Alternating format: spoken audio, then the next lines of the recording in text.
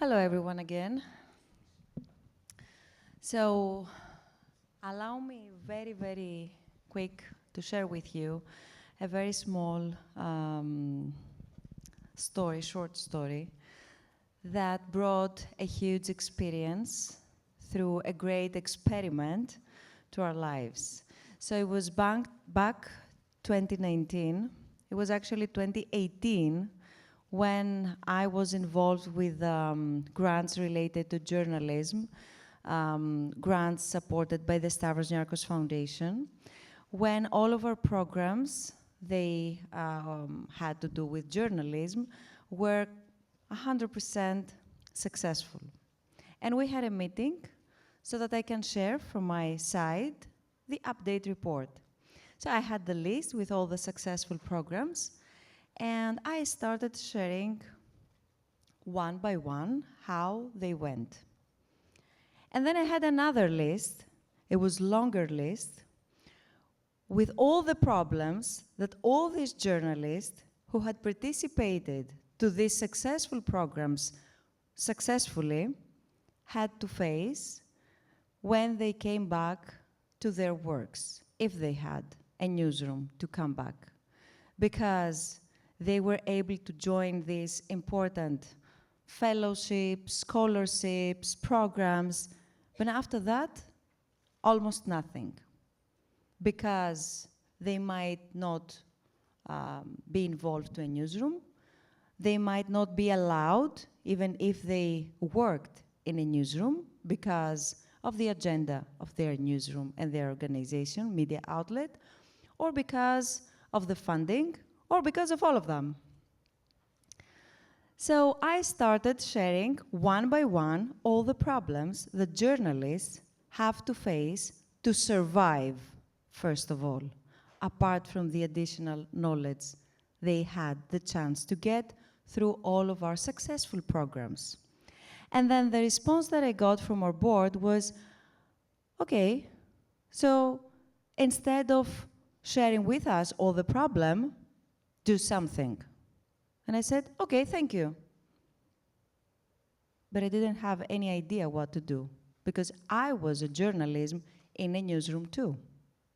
And I knew how to report. I didn't know how to solve the problem. That's why I turned around me and I tried to find colleagues, persons, humans with the same problems, but also the same principles, the same not apparently ideas, because we need diverse ideas so that we can have productive programs, initiatives, ventures, and interesting democracy overall in the end of the day. But we need to share the same very few but very specific principles and values. I'm very lucky because I found those that I needed to start the experiment around journalism.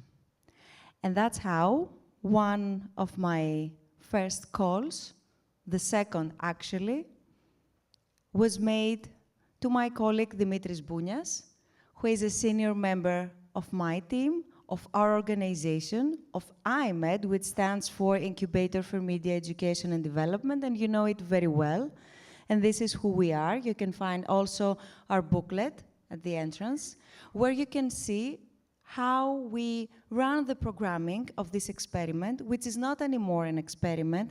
It's a trusted organization, a trusted incubator in the field of journalism, which allows us to create and design more and newest experiments by inviting more and more experts to join that platform and keep looking and searching on programs. They affect us all and they concern us all. Journalists, academics, experts from other fields, and of course, the public. So I would like to invite on stage Dimitris Bounias, who, as you know, is leading on behalf of iMEdD the summit, this year's and last year's summit, the Media and Democracy Summit, in collaboration with SNF Ithaca, who is the one who can share with you who we are, why we are here, and why actually we will continue being here. Thank you, and I hope you will enjoy his journey. Thank you.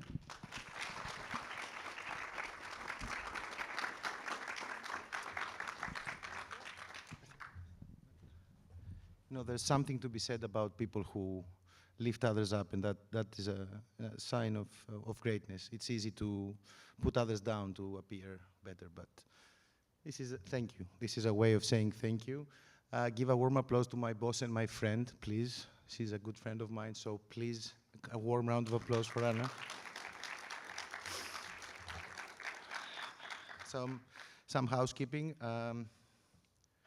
I have a cold. Newark gave it to me, so I will be pausing, not for dramatic effect, but because I don't want to, burst your eardrums with my coughing. And I was trying to find a tissue. How many of you are dog parents? I found a doggy bag from all the way back in Greece. Yeah, go figure. Anyway, I want to also thank the Ithaca team for this amazing collaboration. This is a cornerstone of what we do at iMEdD. This is everything we do it through collaborations. We know we cannot do it alone. This is exactly what Anna was saying in the beginning, and this is the only way forward. So just a few minutes, in the beginning, this morning, Anna asked for a show of hands for if we have journalism students among us. Can we see whether the mix has changed? Are there any now? Okay, that makes my job so much easier. It makes my job easier because I want to ask how many, can you name a journalist character from pop culture? Like non-journalist, can you just name one? Do you know of a famous persona who is a journalist? It's very easy. It's so easy you might not even find it. It's as easy as a MacBook. Anyone? Just off the top of your head. Who comes to mind? A movie character, a cartoon character, a comic character? Come on, guys. You're not making this easy for me. Okay. Nicholas Christoph is a real person. Last time I checked. How about you? Okay, that's even more. I was going for something more subtle, less subtle, which is Clark Kent, Lois Lane, even Peter Parker, right? But you raised the sophistication level. Thank you for this. There is a reason why they use journalists as vessels to tell stories of conviction, curiosity. It's because exactly these are, to be a journalist, if you ask me, you need to have an almost twisted sense of what's fair, what's just, and you also need to be extremely curious. You need to strive, you need to feed on access. As Mr. Montanaro said yesterday, you might do journalism for journalism's sake, which is great, because you want to know how the world works. So journalists, I like to believe that they're curious, just like the superheroes. They run towards the action and not away from it, and they have the mission to uncover the truth, to hold power accountable, is what we love to believe and strive for, and serve the public in the end. We just, don't wear tights and capes. But democracy does not run on autopilot. We need also, on our side, active and informed citizens. We need people who can think critically. We need people who can make decisions based on facts and not fear. And that's what journalism supports. It's not just a service, it's really a civic infrastructure, if you want. Like roads, schools, or clean water. Without it, democracy and the society cracks. Or maybe I'm just propping us up. Okay, maybe water is a little higher on the list. But have we made mistakes? Are we making them all the time? Sure. Who remembers Vice? Exactly. No one remembers Vice who is like 18 years old. They used to be the youth media.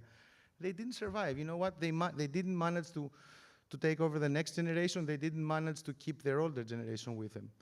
No, we're full of mistakes. And you see that every time there's layoffs or there's... Anyway, just one more word about myself. I didn't start out as a journalist. I started out as an engineer. I wanted to know how the world was. I was terrible at math. No plane I would ever design would ever fly. It was for sure. But the premise was the same that again, as Mr. Montanaro said, you want to know how the world works and be able to translate it for others and be useful. And this is why journalism pulled me in, because facts alone and truth alone, as you might concur or not, because this is exactly what the debate is, the truth alone is not enough. It's not enough. Even if we have the fact that the world goes round, there is always someone, as Andrew was alluding yesterday at the students' dialogue, he said, I reach across to the other subreddits and realize that people can make up a story to believe in, whatever that story is. So the truth alone is not enough. And this is a world where those who hate facts have access to the same tools, like the tools that we journalists had been gatekeeping for a while, for years and years. Now it's out there. The cat's out of the bag. Not the doggy bag, yeah. But yeah, there's outrage that gains attention. There are lies that travel faster than the truth. And in that world, we need a journalism that has to offer trust, clarity, and connection. This brings me to iMEdD. I'm terrible at lead graphs, so that was a very, very long way to say. You know, at iMEdD, which, as Anna said, is the incubator for media education and development, and I've had the honor to be there since day one, is striving for journalism that is independent, transparent, innovative, and collaborative. I know these words might sound like buzzwords, but they really aren't, because we have strived every day and night exactly for that. How? Through open procedures and processes to support journalists, independent committees through which we choose which projects to support. You know, we are blessed to have the exclusive funding by the Stavros Niarchos Foundation, and with great funding comes great responsibility. I know, I can change that phrase, and it's still true. So let's, I'll give you a couple of examples. You know, we're based in Athens, Greece, a small country, the Mediterranean, and then one day in one of our calls, a director from Atlanta, Georgia, came to us with a Como Vivimo story. The Como Vivimo story was a full-length feature about the Mexican-California border. We made it happen together. We made it happen together. We had no idea how to do an invoice in California. We had no idea. It was an experiment, like everything. This is the luxury that we have. Sarah Sully came to us. For 2 years, he was working on this extremely important story about 3 women that were killed at the border of Turkey and Greece. And a couple of years back, she won the International Reporting Award here in the US for it, because we believed in her. We're very proud of the network of people that trusted us with their work, and then we trusted them with our resources. We also try to be responsive to how the landscape is around us. When a huge wiretapping scandal erupted in Greece, including journalists being listened into, we instantly made an anti-surveillance and digital security training for journalists, and we didn't stop there. We even did a physical threats training. We hired these amazing people who pretended to be stalking the journalists, and we gamified. We try to, this is my bottle of water, I hopefully won't need it. Every time an experiment. I don't want to bore you, because we really also believe in, show, don't tell. We create our own content. As Anna said, we are all journalists. So we created our own content that is free for media to use. Ask me how many have used it, even though it's free, not that many. But also to show the background, to show how we do it. That's transparency. This is how you gain back trust. Nothing that we have done has been left as a question mark of how we've reached a conclusion. So we do workshops on data, verification, ethics, narrative. We support investigative stories and cross-border journalism.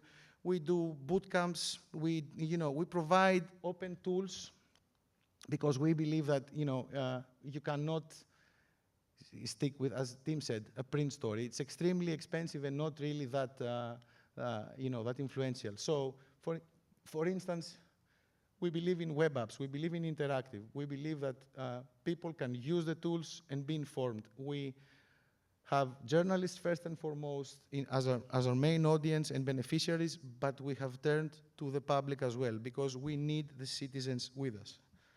And this is why it matters now, because we are living in this information crisis, not because the people don't have access to the truth, but because they are drowning in everything else along with the truth. In this post-truth environment, people will believe what fits their worldview, even if you give them a story on COVID, but they will, algorithms, as we have talked, and this was such an amazing panel just before us, they will reward division, and the truth somehow feels optional. Again, it's not enough. So this is why I'm talking to you, whether you study journalism, whether you study political science, tech, design, or art, and this is a cornerstone of iMEdD.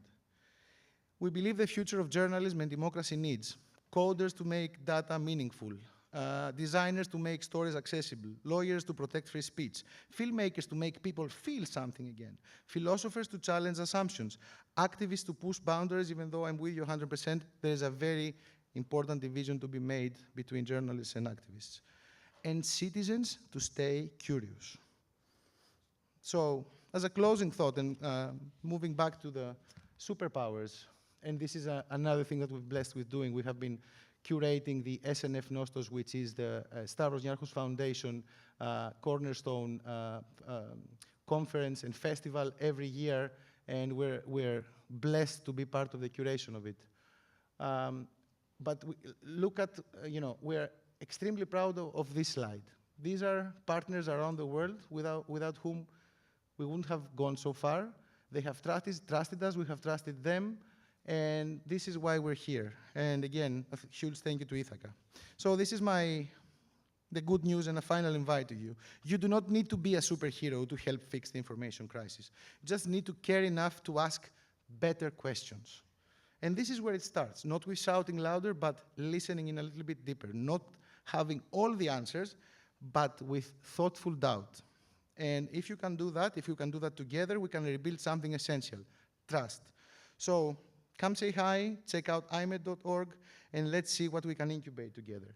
One last thing, to put our money where our mouth is, this is our newest initiative that we just launched. It's called Young Journalists, YOJO for short. It will be, hopefully, the first job position for journalists around the world, graduates that have been out of the university for less than 18 months. You will hear more about it now. The applications are open. Find us outside if you're interested. And I will leave you with this. We believe in coming together. This is why we're here. Here is last year, September in Athens, and what to expect if you find yourself in Athens next September.